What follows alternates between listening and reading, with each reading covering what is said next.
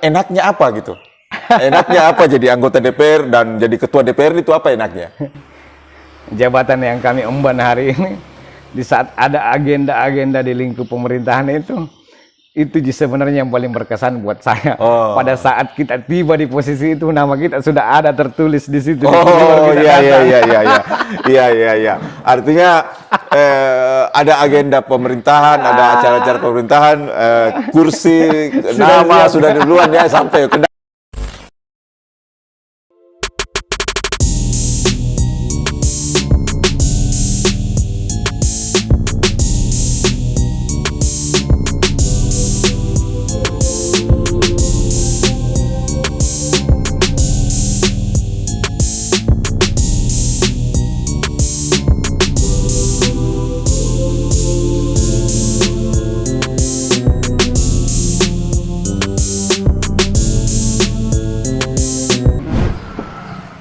Assalamualaikum warahmatullahi wabarakatuh.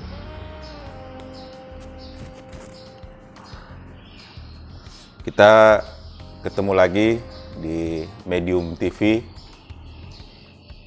Hari ini kita kedatangan tamu.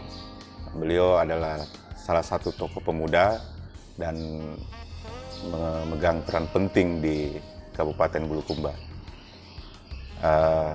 Sekarang sudah hadir Pak Haji Rijal, ya, Haji Rijal Esos. Beliau adalah Ketua DPRD Kabupaten Bulukumba. Dengan umur berapa Pak Ketua? 36. Ya, dengan umur 36 tahun, beliau sudah menjadi Ketua DPRD di Kabupaten Bulukumba. Nah, kita sedikit berbincang-bincang dengan beliau, Pak Ketua. Siap. Mungkin yang masyarakat ingin tahu bagaimana sepak terjang Pak Ketua sampai sebelum-sebelumnya tidak pernah kedengaran di politik dan apa segala macam, dan tiba-tiba muncul di politik dan menjadi ketua DPRD sambil memperkenalkan diri di pemirsa Medium TV. Silakan Pak Ketua. Baik, terima kasih Pak Ketua.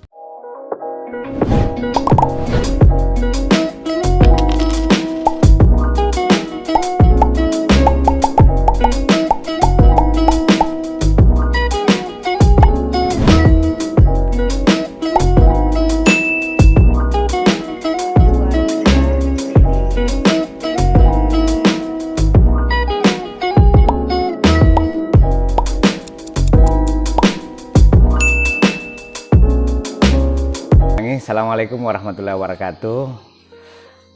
Saya atas nama Haji Rijal, Ketua DPRD Kabupaten Bulukumba. Hari ini kami diundang langsung oleh Bapak Ketua Medium TV Kabupaten Bulukumba, dan alhamdulillah pada kesempatan siang hari ini kita bincang-bincang santai sambil memperkenalkan diri kepada masyarakat Bulukumba pada khususnya dan masyarakat Sulawesi Selatan pada umumnya. Jadi kami langsung izin Pak Ketua menyampaikan beberapa hal terkait apa yang menjadi pertanyaan dari Pak Ketua, bahwa di mana tadi Pak Ketua menyampaikan pada sebelum-sebelumnya di tahun-tahun sebelumnya kan saya tidak pernah muncul di politik.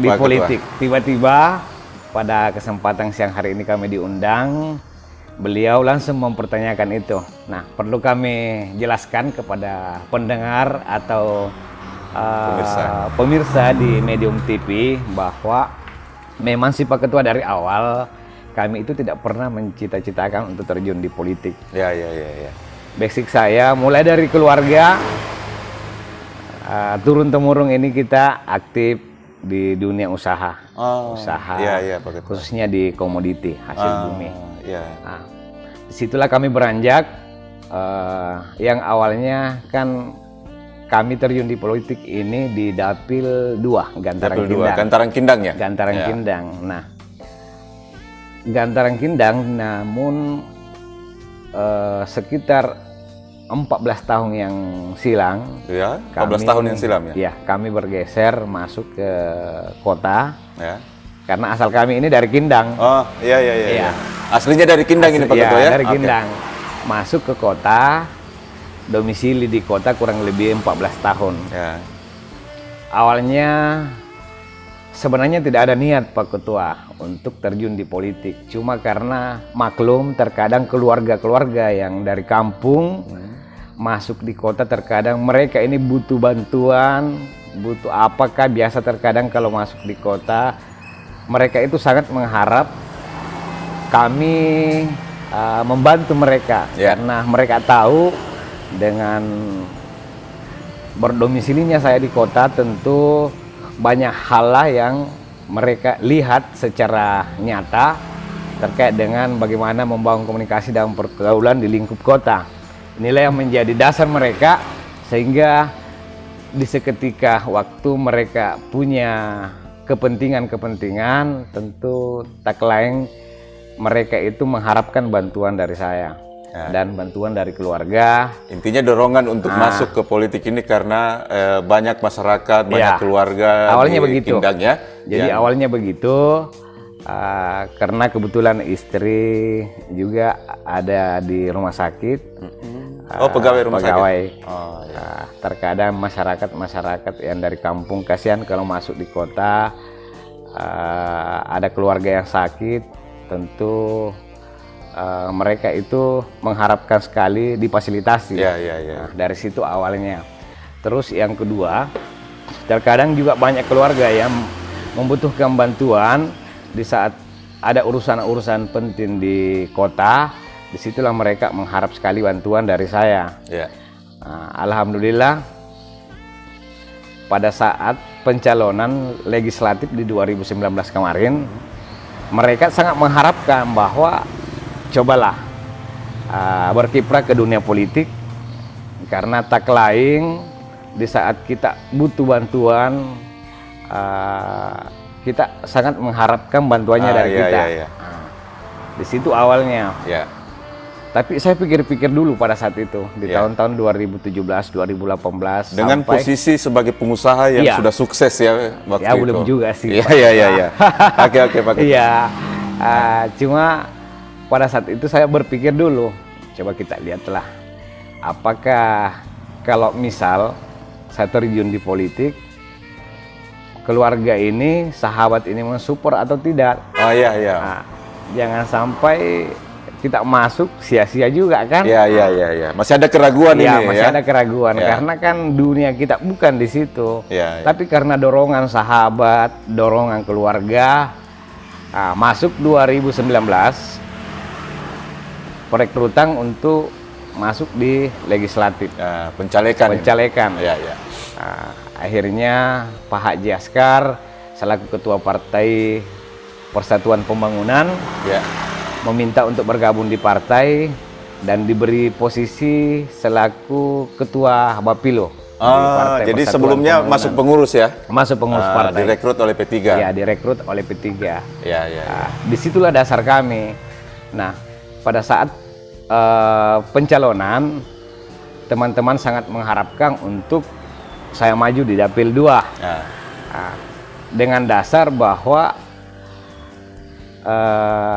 keluarga sangat mendukung, sahabat sangat mendukung, dan posisinya Pak Haji Rijal ini ya berbeda lah mungkin dengan kandidat-kandidat lain.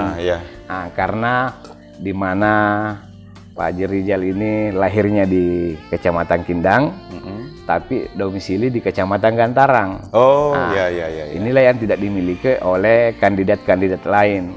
Sehingga kami sangat mengharapkan untuk maju bertarung di legislatif 2019 ini. Nah, disitulah saya bismillah Kak. Di situ saya bismillah masuk. Singkat cerita bahwa Pak Ketua masuk dan direkrut oleh P3 dan menjadi DCT. Nah, kan sebelumnya ini belum pernah terjun ke dunia politik ini belum kan? Nah, kiat-kiat apa kira-kira, trik-trik apa yang tiba-tiba Ketua jalankan waktu di proses pencalekan kemarin? Dan saya tahu bahwa Pak Ketua ini mempunyai suara yang membludak begitu ya. Apa kiat-kiatnya? Nah, sebelumnya ini kan jadi intinya di pencalekan 2019 kemarin, khususnya kami ini di Dapil Gantaran Kendang kan lebih 100 calegnya. Ya. Lebih 100 ya. Lebih 100 dan di antara mungkin seluruh caleg yang serius bertarung kemarin, dan mungkin saya lah ini caleg yang paling santai menanggapi terkait dengan pertarungan di legislatif. Iya, santai ya Pak Ketua? Santai sekali. Saya tidak pernah aktif keluar di lapangan, dan boleh dikata di rumah itu tidak pernah ramai. Oh ya? Tidak pernah ramai. Sudah proses ini? Sudah proses ini, sudah masuk pencalekan. Iya. Karena saya minta pada saat itu di Pak Ketua bahwa saya mau maju dengan catatan saya harus ambil posisi nomor 1. Kalau P3 mendapat posisi pimpinan, harus komitmennya dengan ketua partai harusnya Pak Ketua yang menjadi pimpinan begitu? Tidak ada komitmen terkait persoalan bahwa P3 ini akan mendapatkan suara yang sangat signifikan sehingga bisa menjadi pemenang di pemilihan legislatif kemarin. Kita tidak pernah bayangkan itu. Nah, cuma dengan faktor dorongan keluarga, sahabat, sehingga saya maju. Tapi intinya sebelum saya maju, saya minta sama Pak Ketua, saya akan maju bertarung di Pileg 2019 ini dengan catatan saya harus ada di nomor urut 1. Oh iya. Nomor urut ini ya? Nomor urut 1. Oke. Nah, lanjut. Jadi setelah kita resmi jadi calon, nah, kami kembali menyusun strategi. Tapi ini sebenarnya bukan jurus politik yang trik-trik yang selama ini kami bangun dengan relasi-relasi di lapangan. Karena perlu kita pahami bersama bahwa kami itu memang fokus di usaha hasil bumi. Jadi tentu untuk relasi jaringan-jaringan pedagang ke bawah itu luar biasa. Jadi inilah dasar kami. Nah, di sini saya melihat pemetaan Gantaran Kendang, kenapa tadi saya sampaikan dan analisa juga masyarakat di bawah bahwa Pak Haji Rijal ini punya potensi karena lahirnya di Kendang tapi domisilinya Gantarang. Sehingga kalau di 2 kecamatan ini tentu di Kendang Pak Haji Rijal punya keluarga besar, di Gantaran punya persahabatan luar biasa. Singkat cerita Pak Ketua. Dasar kami. Pak Ketua setelah dihitung suara, singkat cerita ini dihitung suara. Pak Ketua dapat suara berapa? Kemarin yang murni itu 3.877. 3.877. Suara yang paling terbanyak di antara 40 anggota DPR ya? Suara yang paling terbanyak di Kabupaten Bulukumba sepanjang sejarah pemilihan legislatif di Bulukumba. Iya. Dengan kiat memanfaatkan jaringan-jaringan di jaringan bisnis kemarin ya, jaringan dunia Jadi usaha. Itulah dasar kami sebenarnya kemarin. Jadi terkait persoalan rumus-rumus politik yang saya gunakan dalam pertarungan legislatif tidak ada, Kak. Tidak ada. Memang murni kami membangun komunikasi sampai ke tingkat bawah kepada relasi-relasi dan keluarga sahabat yang ada di 2 kecamatan ini. Iya. Luar biasa Pak Ketua. Nah, sekarang Pak Ketua sudah menjadi Ketua DPRD. Ketua DPRD Kabupaten Bulukumba. Pernah enggak terpikirkan Pak Ketua bahwa sebelumnya ini bahwa Pak Ketua itu akan menjadi leadership di lembaga legislatif yang sangat terhormat ini, tiba-tiba menjadi Ketua DPRD? Nggak pernah, Kak. Jadi awalnya begini. Pada saat selesai pemilihan legislatif, maka kita melihat bahwa P3 ini di Dapil Gantaran Kendang mendapatkan 3 kursi. Oh iya, P3 dapat 3 kursi ya? Dapat 3 kursi di 1 dapil. Nah, jadi total keseluruhan ada 6 kursi. Dibandingkan dengan partai-partai yang ada di Kabupaten Bulukumba ini yang bertarung kemarin, kita mendapatkan 6 kursi. Sehingga itulah yang menjadi dasar bahwa P3 pemenang pemilu sehingga harus menduduki jabatan pimpinan, jabatan ketua. Nah, maklum di sini kan kami ini orang baru, belum terlalu paham terkait dengan mekanisme di lingkup pemerintahan, di lingkup politik. Nah, tentu ini adalah tantangan luar biasa sebenarnya. Sementara di internal partai kami di internal praksi kami ini kan banyak yang senior, ada yang 3 periode, ada yang 2 periode. Sementara ini kan kita orang baru. Tentu untuk dijadikan dasar mencapai di posisi pimpinan ini kan boleh dikata mustahil buat saya. Tapi kan logik juga sih, karena kan Pak Ketua ini mencapai suara yang paling tertinggi kan, dan mungkin itu menjadi pertimbangan Pak Ketua ya. Jadi kan sebagian keluarga, sebagian masyarakat dia tidak tahu regulasi dalam lingkup partai. Sehingga banyak yang mengatakan bahwa Anda ini selaku peraih suara terbanyak, tentu kamu dong yang harus menjadi ketua kan, begitu. Tapi lagi-lagi kembali ke internal partai kan. Ada mekanisme partai. Ada mekanisme, rekomendasi ini harus dari tingkat DPP. Ini tentu DPP juga atau DPW ini butuh pertimbangan juga untuk mendorong kadernya yang betul-betul mampu menduduki jabatan itu. Sementara itu juga yang berpolemik kemarin karena kami ini dianggap orang baru. Berbeda dengan teman-teman yang lain ini, ada yang senior dan ada juga yang bermanuver. Ada yang bermanuver menginginkan posisi ketua itu. Seru juga Pak Ketua ya. Seru juga sebenarnya. Awalnya sih saya juga agak ragu, tapi karena dorongan sahabat keluarga banyak yang mengatakan bahwa kesempatan tidak datang 2 kali. Intinya kau harus bismillah, karena kapan kau tolak berarti kau dianggap ini orang gagal. Maksudnya melepaskan peluang yang ada. Intinya jangan patah semangat, karena mereka semua ini awalnya kan pasti juga mereka punya keraguan. Tapi kalau sudah ada di hadapan mata, kok kamu tidak mau menerima posisi itu?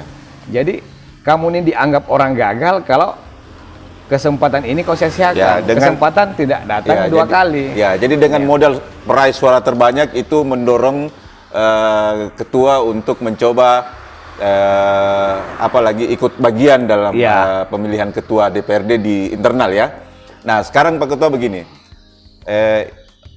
artinya bisa dibayangkan ketika orang baru, muda, dan tiba-tiba menjadi Ketua DPRD. Nah, sebelumnya Pak Ketua ini kan bergelut di dunia usaha. Nah, sekarang pertanyaannya Pak Ketua, apa yang menjadi lain begitu ketika di dunia usaha yang sudah digeluti tiba-tiba menjadi ketua DPRD gitu. Nah, apa yang berbeda? Jadi intinya memang apa yang hilang begitu Pak Ketua? Sangat jauh berbeda Kak, karena awalnya waktu kita fokus di dunia usaha, karena kita ini fokusnya cuma di lapangan. Tidak ada ikatan. Kita mau kemana saja enjoy, nggak ada masalah kan? Nah, tapi masuk ke dunia politik dengan posisi pimpinan, tentu waktu kita sangat terbatas. Berbeda mungkin dengan posisi anggota kan, anggota nanti pada saat ada agenda-agenda penting baru mereka bisa hadir. Karena di mana saja mereka ini bisa menerima, menyerap aspirasi masyarakat, biarpun di luar kantor nggak masalah. Dengan posisi unsur pimpinan kita ini setiap hari harus standby, karena di mana persuratan apa dan hal-hal lainnya tentu kami selaku pimpinan harus standby untuk menindaklanjuti. Nah, waktu memang sangat terbatas, sehingga setelah saya fokus dengan amanah yang dititip oleh masyarakat, jabatan posisi pimpinan yang kami emban, tentu kami juga harus mengemban jabatan itu dengan baik, mengemban amanah itu dengan baik, sehingga beberapa jenis-jenis usaha yang kemarin kami geluti itu tidak maksimal lagi untuk menjalankan. Gitu ya. Jadi sudah fokus untuk menjadi anggota DPRD ya, apalagi menjadi pimpinan ya. Amanah yang dititip oleh masyarakat Bulukumba selama 5 tahun ini kami fokus menjalankan itu. Adapun hal-hal lain bisa kami lakukan di luar daripada kegiatan-kegiatan kantor, tapi itu sudah sangat terbatas dibandingkan dengan waktu-waktu sebelum kami ada di posisi itu. Jadi pengusaha itu kelihatan bahwa apa enaknya jadi pengusaha. Nah sekarang saya mau tanya Pak Ketua, apa tidak enaknya menjadi anggota DPR dan apalagi menjadi Ketua DPRD? Apa tidak enaknya? Sebenarnya sih kalau bercerita enak dan tidak enak ini, terkadang juga saya agak-agak apa ya, riskan menjawabnya karena yang pertama kalau bercerita enaknya, ya mungkin karena ada fasilitas ada fasilitas. Bercerita tidak enaknya, ya kita ini siap menerima kritikan, menerima bulian. Jadi memang dari awal jujur kami sampaikan bahwa kami ini baper dalam menerima segala macam bentuk kritikan. Awalnya. Oh, jadi sempat baper juga nih Pak Ketua ya? Baper juga. Tapi saya banyak belajar dari teman-teman senior menyampaikan bahwa dalam dunia politik itu tidak boleh baper. Di sini kita harus menerima apa yang menjadi sorotan, masukan masyarakat karena begitulah dinamikanya di dunia politik. Sehingga itulah yang kami jadikan dasar. Perlahan-lahan kami memahami bahwa kalau kau mampu melewati itu, berarti Anda sudah bisa dikategorikan bahwa Anda ini adalah politisi ulung. Di situ kami mulai melihat bahwa saya ikuti mekanismenya seperti ini, alhamdulillah bisa kami lalui. Sekarang sudah tidak baper lagi Pak Ketua ya. Sudah santai ya, sudah santai menghadapi. Ini udah masuk tahun kedua ya, tahun kedua. Di bulan Agustus ini sudah masuk di tahun kedua. Tahun kedua ya. Nah, jadi Pak Ketua itu tadi tidak enaknya ya. Nah sekarang enaknya apa gitu? Enaknya apa jadi anggota DPR dan jadi ketua DPR itu apa enaknya?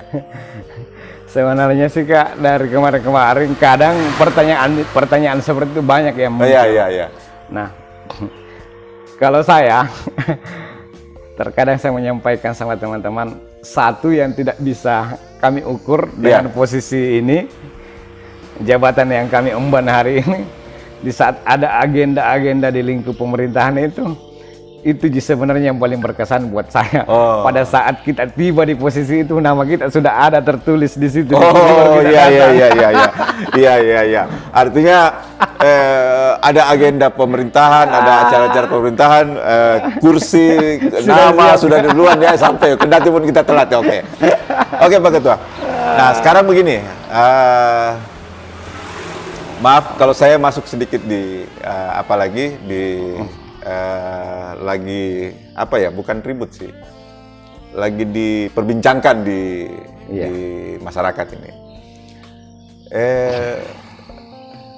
Tahun ini berbeda dengan tahun lalu. Betul. Mungkin karena ada pergantian pimpinan ya, ada pergantian bupati dan wakil bupati ya, masa transisi.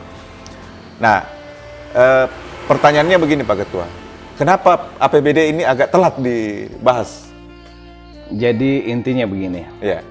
Di tahun 2019 sampai di tahun 2020 kita pahami di tahun pertama situasi berbeda dengan tahun ini karena dimana dengan adanya wabah COVID-19 sehingga banyak regulasi-regulasi baru yang ditetapkan oleh pemerintah pusat. Nah tentu regulasi-regulasi ini disampaikan kepada seluruh kabupaten kota di seluruh Indonesia sehingga kita harus mengacu ke situ.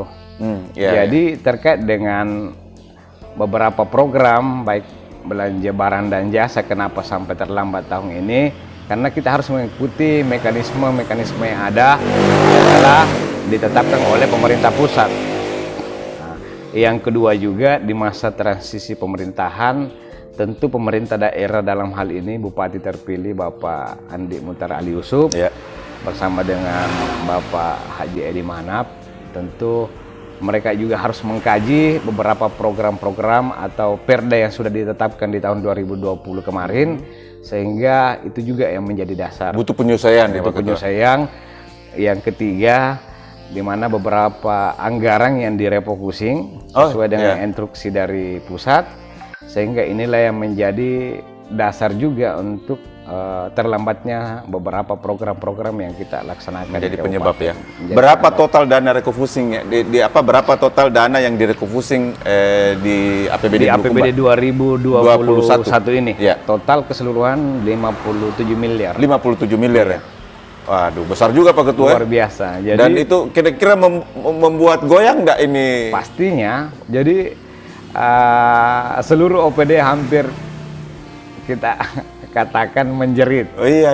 Karena belanja-belanja yang melekat di OPD itu ditarik semua. Oh, dipangkas Ditarik, semua Pak ya? dipangkas semua berapa persen.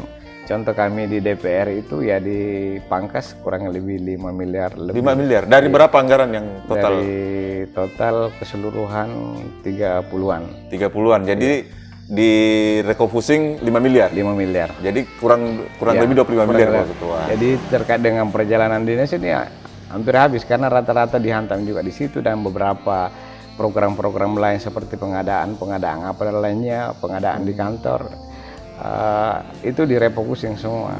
Ini kan sekarang sudah hari ini Agustus ya. Agustus. 1 Agustus. Tahapannya kan harus masuk kuap PPAS Iya. anggaran induk ya. Iya, Anggaran 2022. 2022. Betul. Sebelum membahas perubahan. Jadi kuap PPAS Kuap PPAS 2022 itu harus masuk Ya, dulu. paling lambat di bulan Juli sebenarnya bulan kedua. Nah, jadi minggu kedua. Ya. Kuap PPAS ini udah dikirim ke DPR. Cuma kemarin pada saat rapat paripurna kemarin salah satu rekan dari DPRD menyampaikan interupsi pada saat rapat bahwa meminta kepada Ibu Sekda untuk sesegera mungkin menarik kuap PPAS ini untuk direvisi kembali karena dengan disetujuinya Perda perampingan OPD ini sehingga harus ada perubahan di situ. Oh, jadi kemarin di minggu kedua Juli itu sudah dimasukkan oleh eksekutif ke DPRD. Cuman karena ada apalagi ada perda yang sudah disetujui oleh DPRD, perampingan OPD dari 34 menjadi 27 ya? Ke 27. Oh, dari 36 ke 27. Wah, hebat juga itu Pak Ketua ya. Dari 36 ke 27. Aduh, berapa kepala dinas itu yang harus terpangkas ya? Nah, jadi dengan dasar itu teman-teman di DPR meminta Ibu Sekda untuk kembali merevisi karena dari 36 menjadi 27 karena perampingan ini. Itu salah satu penyebab ya. Iya. Salah satu penyebab. Nah, kira-kira bisa kekejar nggak nih Pak Ketua? Kekejar kalau kuap PPAS setelah itu kan kuap PPAS 2022. Setelah itu diterima pasti akan kuap PPAS perubahan. Nah, perubahan baru setelah itu membahas perubahan. Setelah itu membahas anggaran pokok. Jadi 2022. memang range waktu yang sangat singkat ini betul-betul kita persiapkan fisik. Waduh, makanya saya juga bingung juga. Iya. Bingung juga Pak Ketua ini. Kalau pikir kuap PPAS belum masuk nih untuk 2022. Nah, setelah itu masuk kuap PPAS perubahan. Setelah itu membahas anggaran perubahan. Setelah itu membahas anggaran pokok 2022. Bisa dibayangkan bagaimana kerja maratonnya ini DPRD nanti Pak Ketua ya? Memang begitulah Kak. Dinamikanya kita di DPR khususnya rekan-rekan badan anggaran betul-betul harus bekerja secara maksimal karena tentu juga kita tidak akan mengkaji secara asal-asalan.